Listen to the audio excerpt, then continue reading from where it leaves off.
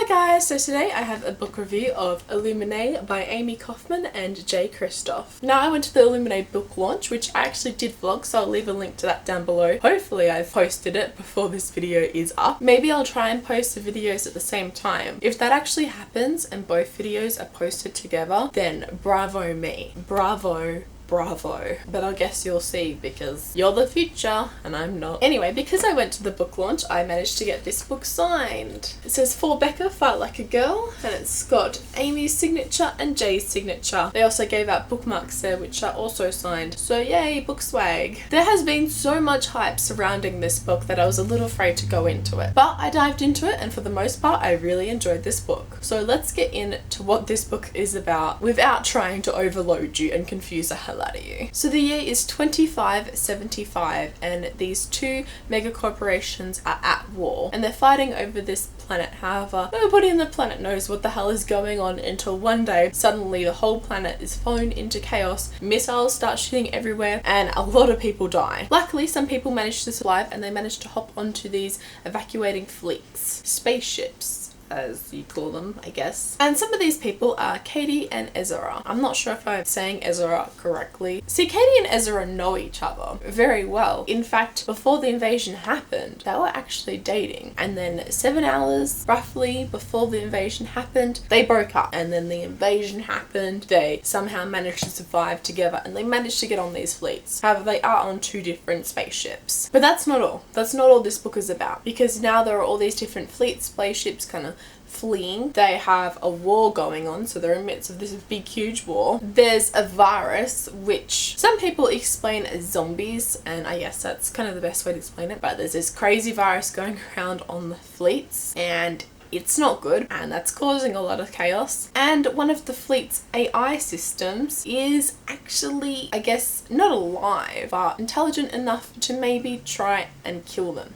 Maybe. We're not entirely sure. It may or may not be evil. If it is evil, that is not a good thing. And Katie and Ezra are kind of forced to talk to each other and figure out what the bleep is going on. So that's the kind of plot of this book. There is more to it, but that's all I'm going to tell you because there is a lot going on and I don't want to overwhelm you. So this book isn't told the normal way a book is told. Instead, it's told through emails, instant messages, past transcripts, and it's really cool. For the most part, I love the way it was told. It was really interesting. I loved all the different methods and it just looks really cool. Like look, we'll get into the design more later, but it's amazing. A slight flaw I did have with it is because it was told that way, at some points it was a bit hard to connect to the characters because you didn't really get into their minds. And I love getting into my characters' minds and I couldn't with these characters. So at times I did struggle connecting with them. I'll get into the other thing that I didn't like about this book. And it's not necessarily I didn't like, I may just be dumb. But for the first 100 pages or so, I was really confused when reading this. There's a lot going on, especially in sci-fi. You're kind of just thrown into it and I was like, whoa, what the hell is happening? And it took me a good while to figure out what was happening, and even still I'm not entirely sure what just happened after I read this. Like I finished it and I think I know what happens, but again I'm not entirely sure. That could just be me or it could be some other people too. However, there is a lot more good that outweigh those very small kind of flaws that I had with it. The characters, I know I said that I had trouble connecting to them for a little bit, but they were really interesting and intriguing nonetheless. Katie is your kick-ass heroine who is just a normal day person too, who is struggling with everything that's going on. Her boyfriend that she's just dumped, who she now has to communicate with, and she's a hacker, which is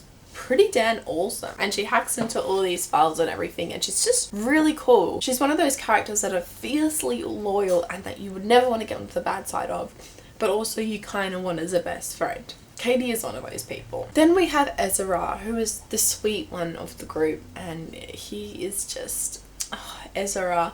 You make my heart melt. But he's not just a sweet, kind one. He's also fiercely loyal to and cares about his friends and the people he loves so much and would do anything for them. So as I said, the book's design is incredible and it really is. Let's have a flick through some of the pages. You have some things like this, some things like this. Yes, these are words and you kind of follow along and read and it's just amazing. Look!